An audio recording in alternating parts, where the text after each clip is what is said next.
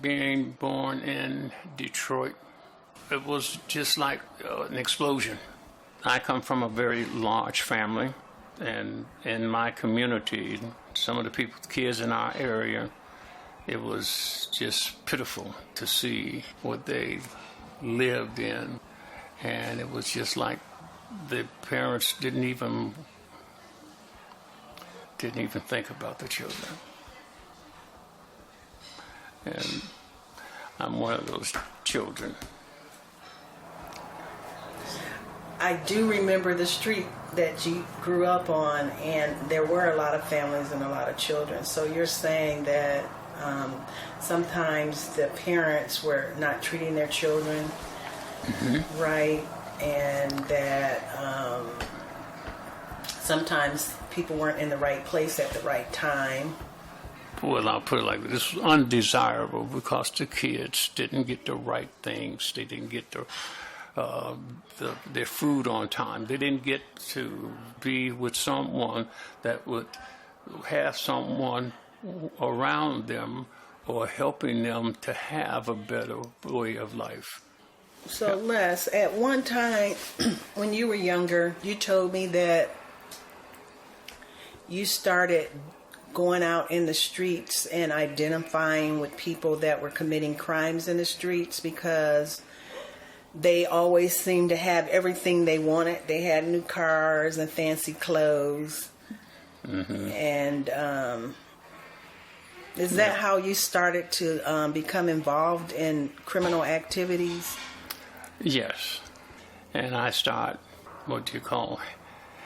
hanging out with those. And it was like you was going to have a weapon.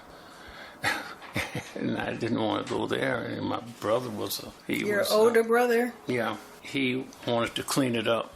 So he got some of the parents and whatnot. He was trying to draw them together and said, hey, you're much better than this.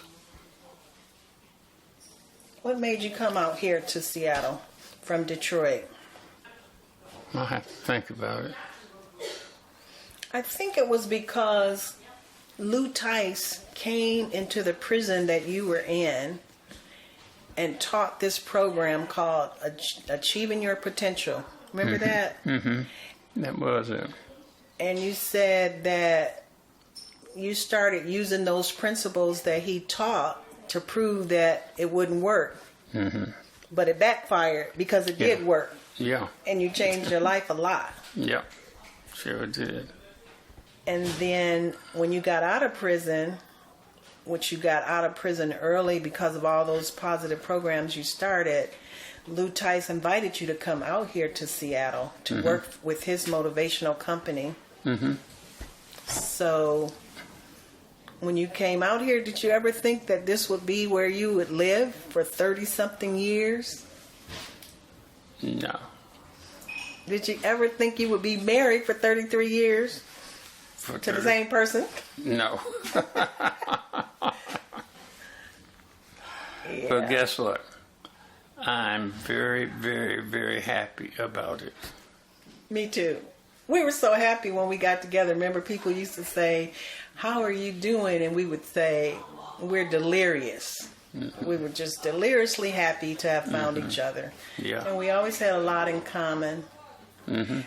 And I always knew that you were a very special and amazing person, and that we were going to have a very exciting and meaningful life. And it has been. It's been a wonderful life. It has been magnificent.